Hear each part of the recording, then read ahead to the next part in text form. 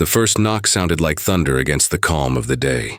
It was a bright afternoon in the suburbs. The sun fell neatly across painted fences and clipped lawns, the kind of silence that carries sprinklers and bird calls instead of conflict. Inside one of the homes, the air was quiet too, papers stacked neatly on a desk, a deed folder resting at the top, unopened, waiting. Then came the sound of sirens.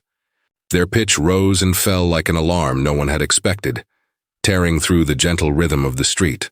Neighbors peeked from windows. Child's basketball rolled to the curb, forgotten mid-bounce. Even the birds went still as two police cruisers slowed in front of the house. The homeowner, a black man in his early 40s, stepped out of his study and toward the front door. His footsteps were measured, calm, but there was a weight in his chest. He had lived long enough to know what sirens meant when they stopped in front of your house for the wrong reasons. Through the curtain, he saw uniforms. Two officers stood at the porch, hands resting on their belts. Behind them, another squad car idled. The neighbors were already gathering on driveways, whispering. Their eyes carried a mix of curiosity and quiet judgment. The knock came again, louder, sharper, demanding. He inhaled, steadying himself, and opened the door. "Good afternoon," one officer said, his tone clipped formal. "We received a call about a suspicious person at this address." The words hung in the air like smoke. Suspicious person. At his own home. For a moment, silence stretched between them. He looked past the officers to the gathering crowd. He knew where the call had come from. A familiar set of curtains shifted across the street, his white neighbor's window, the one that had always seemed to close whenever he walked by. His jaw tightened. "Suspicious?" he repeated, voice calm but edged. "This is my house." The officers exchanged a glance. Their posture didn't soften. One reached for a notepad. The other adjusted his stance as if preparing for resistance. Authority pressed into the space between them, heavier than the heat of the afternoon. Inside, the deed folder still lay on his desk. The name printed on its cover was his. Not just for this house, but for every house on this block. Yet here he stood, questioned on the porch of what he had built, what he had earned. The neighbors' whispers grew louder. Children clung to their parents, watching the scene as if it were a play staged for their entertainment. The basketball now sat in the gutter, abandoned. Another silent symbol of innocence disrupted. "Sir," the second officer said, his voice firmer now, "we need identification." His hand did not shake, though the moment carried the power to humiliate. He drew himself taller, the posture of a man who had faced doubt before and would not bend easily now. He met their eyes with quiet resolve. "This is my home," he said again, each word deliberate, "and I can prove it." Behind him, sunlight spilled across the desk. The deed folder remained untouched, its edges catching the light like a quiet truth, waiting for its moment to speak. The tension thickened. The officers stood firm, but hesitation flickered in their eyes. Around them, the crowd leaned closer, sensing the weight of what might come next. On that porch, under the glare of the afternoon sun, one question filled the silence, though no one dared say it aloud. Did he belong here? The old keychain was small, but it carried the weight of a lifetime. It rested on the edge of his desk next to the untouched deed folder, its metal worn smooth from years of use. It had once held the keys to a rented apartment barely large enough for 4 people. Before that, it had belonged to his father, who carried it through long shifts at a factory where the walls sweated heat and the pay barely covered bread. That keychain was not wealth, it was endurance, it was proof of survival.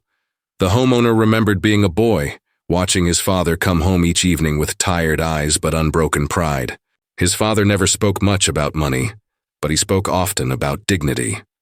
"They can doubt your place," he used to say, "but don't ever let them doubt your worth." Those words shaped him more than any textbook, more than any degree he would later earn as a young man. He carried those lessons through school corridors where he was told he aimed too high, through job interviews where his handshake was met with polite dismissal. At every step, the world asked him to shrink, but he refused. Each rejection, each doubt became another reason to stand taller. He worked nights while studying, saved every dollar, and bought his first property not for luxury but for proof that he could own what his father never had. One house became two became a row, and eventually the block. Each purchase carried his father's voice in the background. Stand firm. Do not bend when they question you. That was why this street mattered. To others, it was just a quiet block of painted fences and trimmed lawns. To him, it was a monument to sacrifice. Every brick carried the story of hours worked, chances lost, and dignity defended. It wasn't just property, it was legacy. Yet now, all of it was questioned with a single call. A neighbor's suspicion had reduced years of struggle to one word: suspicious.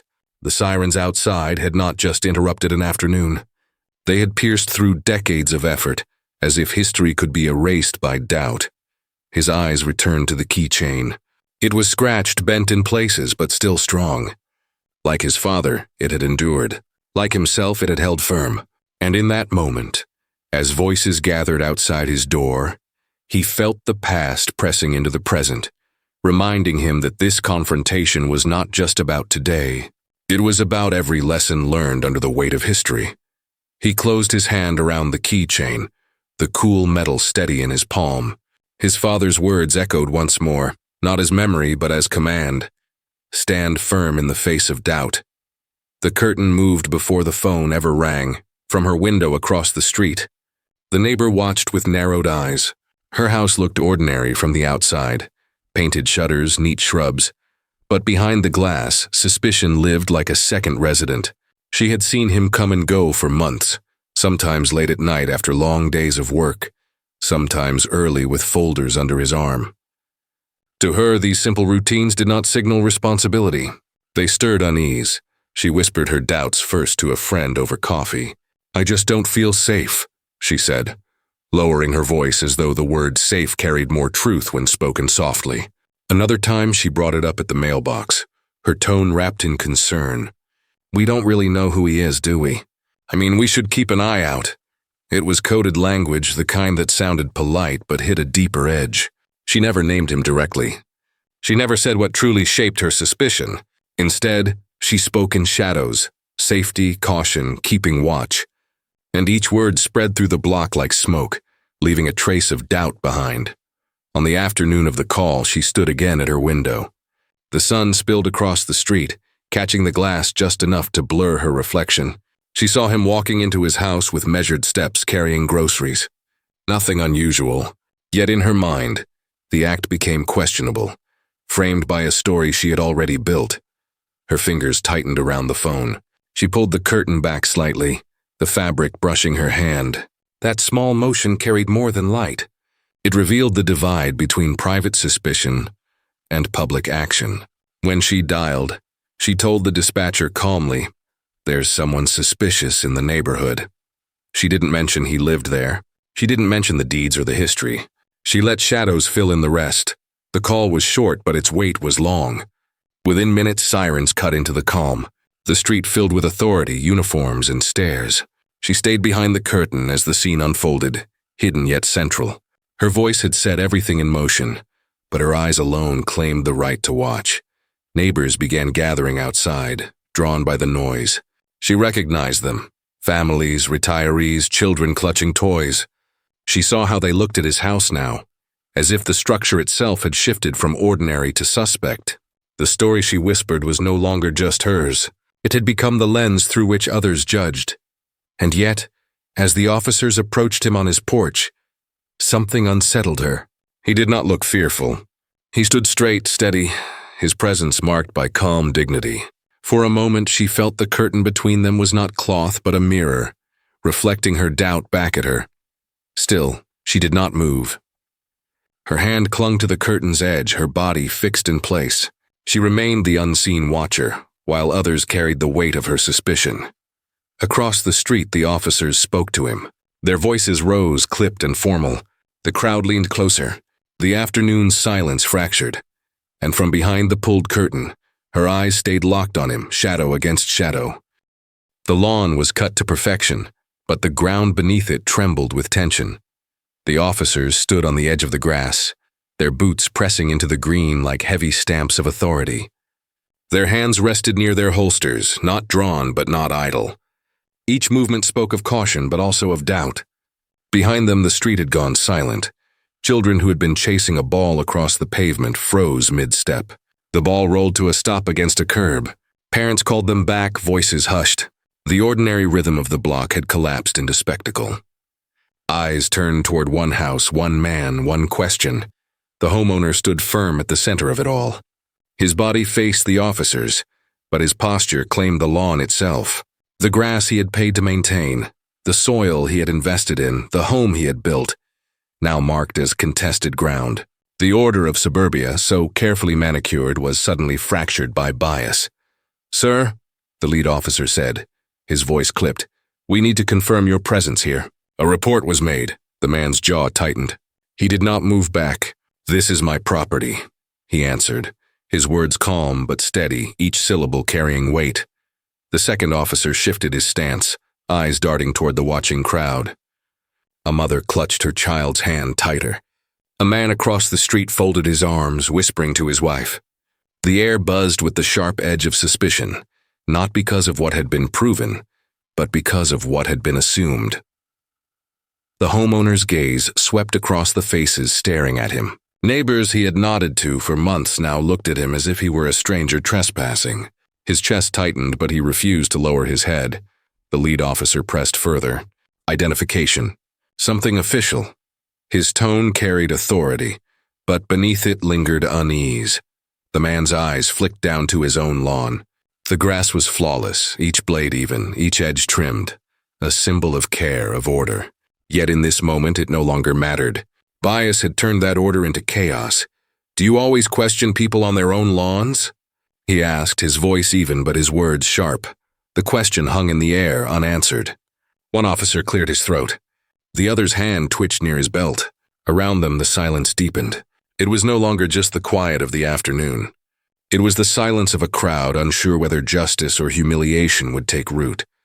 The neighbor who had made the call watched from her window, her curtain pulled halfway. She remained unseen by the officers, but her shadow lingered like a silent witness, feeding the suspicion that had brought them here. The man inhaled slowly, the weight of history pressing into his chest. He remembered his father's voice, remembered the old keychain in his pocket.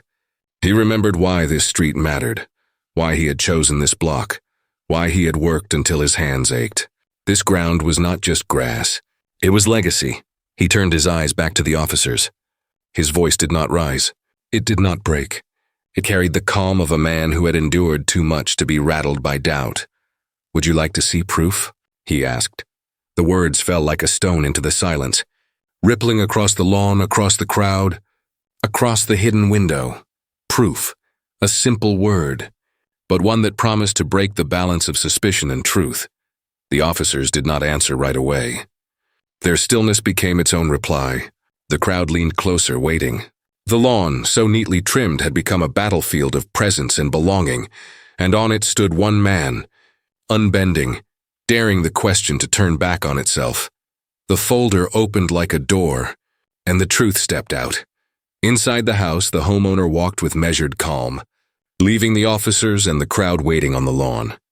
His footsteps echoed against the hardwood floor, steady and unhurried, as though time itself now bent to his control. He reached his desk where the deed folder had rested all day, untouched, waiting for this very moment. Its edges caught the sunlight, glowing faintly, almost symbolic, an artifact of proof, of power, of earned dignity. He lifted it with both hands. The weight of paper was slight, but it carried decades of labor, sacrifice, and belief. His father's keychain sat beside it, the metal dull with age, but together they formed a story. Keys and deeds, survival and ownership. One symbol of endurance, one symbol of triumph. When he returned to the porch, the silence deepened. Even the murmurs of the neighbors stopped. The officers straightened, their posture tightening as he held the folder out. There was no defiance in his gesture, only calm authority. "You asked for proof," he said, voice steady. "Here it is." The lead officer took the folder reluctantly, almost wary of what it might contain. He opened it under the bright sun, eyes scanning the thick official pages. The second officer leaned over his shoulder, reading line after line, their lips pressed thin, their brows furrowed, as the words on paper dismantled the suspicion in the air. The first deed listed his house, its address clear and legal. The second deed listed the one next door, then another, and another. Page after page revealed the same truth. Not just one home, but every home on the block. The officers froze. The silence that followed was heavier than any siren, heavier than any command. Their hands, which had hovered near holsters minutes earlier, now hung uselessly at their sides. Paper had done what words could not. It had stripped doubt of its disguise. Neighbors leaned closer, whispering again, but the tone had shifted. Shock rippled through the crowd. The block they thought they knew, the man they thought was out of place, was in fact the very owner of it all. The homeowner stood tall as the officers turned another page. His eyes did not gloat, did not seek revenge. He simply let the truth work on its own. The folder was no longer paper. It was mirror and shield, reflecting their suspicion back at them, protecting him with undeniable fact. The lead officer finally closed the folder, his hand lingering on its cover. His throat moved, but no words came. Authority had lost its voice. Bias had lost its shield. For the homeowner, the moment carried more than vindication. It carried history, every overtime shift, every door closed in his face. Every whispered doubt from others had been pressed into these documents, line by line, signature by signature. Now they spoke louder than any accusation. Paper was power. Ink was truth. And in that truth, suspicion collapsed. The homeowner did not move, did not rush to fill the silence. He allowed it to stretch, to weigh on every heart watching. The officers stood still, caught between their uniforms and their conscience. The crowd held its breath, and on the lawn beneath the afternoon sun, a long pause settled, the weight of revelation hanging in the air. The badges glimmered in the sunlight, but their weight suddenly felt heavier than steel. The two officers stood rooted on the lawn, the deed folder still in their hands. Each page had spoken louder than the sirens that brought them here. The truth was simple, undeniable, and devastating. The man they had questioned did not just belong. He owned everything around them. Their training pressed against their instincts. Procedure told them to stay firm, to follow the call. But conscience whispered a different command. Every line of ink they had just read carried the force of law, stronger than suspicion, stronger than doubt. The lead officer's eyes flicked to the crowd. Neighbors stared back, waiting, judging. He felt their gaze pierce through his uniform. His badge, once a shield of authority, now burned like a mirror reflecting his own hesitation. He had come to test a man's legitimacy, and in return, his own was being tested. The second officer shifted. His hand had been resting near his holster since the moment he stepped out of the cruiser. That hand now fell away slowly, fingers curling into an uneasy fist. It was a small gesture, but it carried the weight of surrender. Not to the man before him, but to the truth that could no longer be ignored. Embarrassment washed over them both. The uniform that had given them control now felt like a costume, exposed by documents older and stronger than their authority. Their faces remained stern, but their silence betrayed conflict. Protect their pride or honor their duty. The homeowner stood steady, his gaze unwavering. He did not need to raise his voice. The folder had done the work for him. Paper had spoken where words might have been dismissed. He let the silence linger, forcing them to carry its weight. One officer cleared his throat, but no words followed. How could they explain arriving with suspicion, only to be dismantled by proof? How could they justify the way their hands hovered near weapons against a man whose only defense was ink and paper? The badge shone again in the sun, bright but merciless. It was not just a symbol of power. It was a mirror reflecting the fault lines of their judgment. What they saw in it was not pride but prejudice, not certainty but shame. The crowd waited. Neighbors leaned closer, whispering to one another. Children tugged at their parents' hands, sensing the tension even without understanding it. A quiet verdict was already forming among them. The officers had been wrong. The homeowner did not move, did not rush. His calm was its own form of power. He let them wrestle with the silence, knowing that silence can speak louder than any argument. Finally, the lead officer closed the folder and handed it back with stiff hands. His lips parted, but no sound came. He looked at his partner, then at the crowd, then at the man who stood unbending before him. And in that moment, the silence of the officers spoke louder than accusation. The fence that once marked her garden now marked the divide between truth and denial. The neighbor stepped out from behind her door, the same woman whose hand had pulled the curtain, whose call had summoned the police. She walked onto her porch flustered, her eyes darting between the officers, the crowd, and the man she had accused. Her voice trembled, though she tried to lace it with authority. "I only did what I thought was right," she began.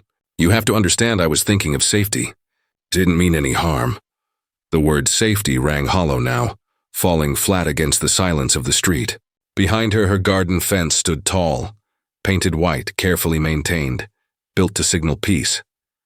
Yet in this moment it looked less like protection and more like a wall of division, separating her fear from his reality. The homeowner turned to face her. His posture was steady, his expression controlled, but his eyes carried the full weight of the insult. He didn't raise his voice. He didn't need to. Dignity gave his words their power. "Safety," he repeated. "I was in my own home. My name is on every deed on this block. But you saw me, and instead of assuming I belonged, you assumed I was a threat." Her lips parted as if to answer, but no words came. The crowd leaned in, their murmurs rising with each second of silence. She tried again, her tone defensive now. "I didn't know. I didn't realize." He cut across gently, his voice calm but firm. "That's the problem. You didn't need to know. You didn't stop to ask. You saw me and you decided guilt first, truth later. You didn't call to protect this neighborhood. You called to question my right to exist in it." The words struck harder than any accusation. The officers, still standing nearby, lowered their eyes. Neighbors shifted uncomfortably, the weight of complicity pressing on their shoulders. The man's gaze flicked briefly to the garden fence between them. "You built that fence to mark safety," he said. "But fences don't just keep danger out. They keep division in. And today, your fence didn't protect anyone.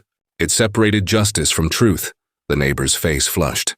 She gripped the porch rail, her knuckles pale.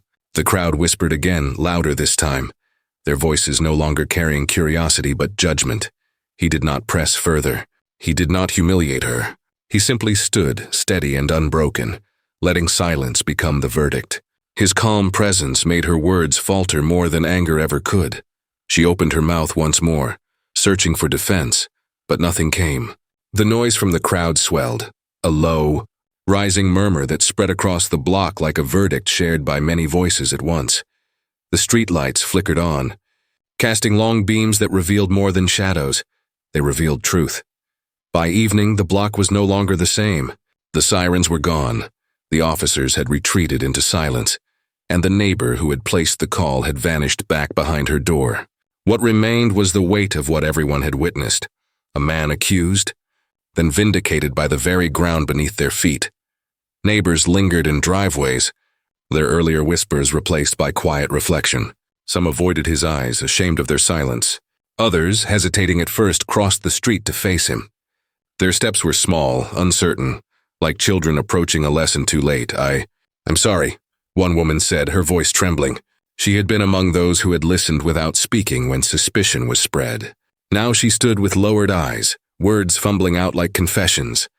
Another neighbor followed. "We should have known better," he admitted. "We should have stood up." The homeowner listened. He nodded but did not soften. He accepted their words, yet his silence made clear that apology was not enough. Regret spoken under the glow of streetlights did not erase the silence that had fueled suspicion. Across the corner, the hum of an engine broke the quiet. A white van pulled up, its logo painted in bold letters, "Local News." A camera crew stepped out, their equipment heavy with purpose. They had heard the story, and they had come to carry it beyond the block. Microphones lifted. Questions filled the air. The officer's silence, the deed's revelation, the neighbor's fear, each detail recorded, each moment framed for the world to see. What began as a call to police had become a call to conscience, no longer confined to one street.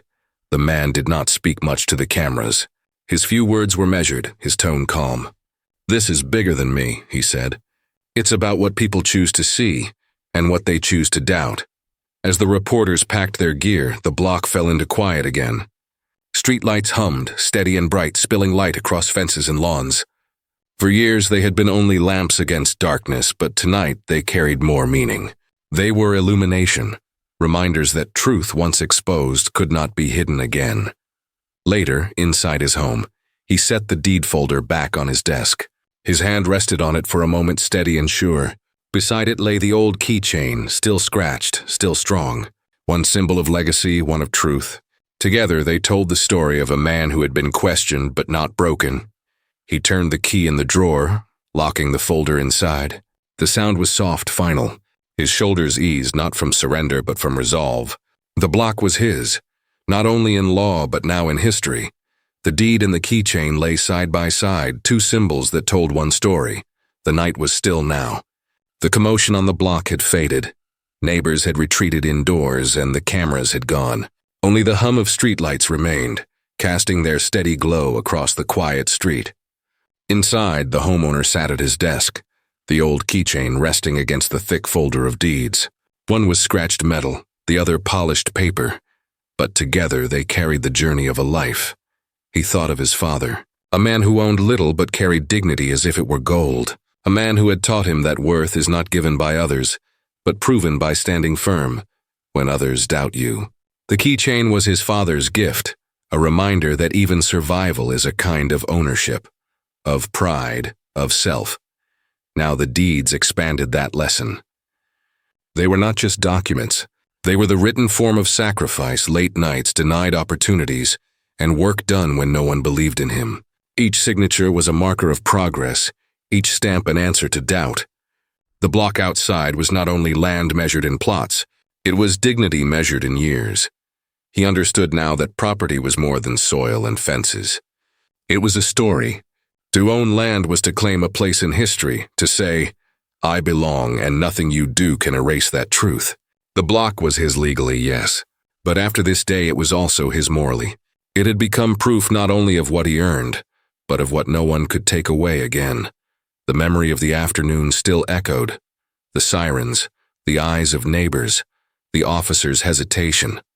Suspicion had tried to turn him into a stranger in his own home.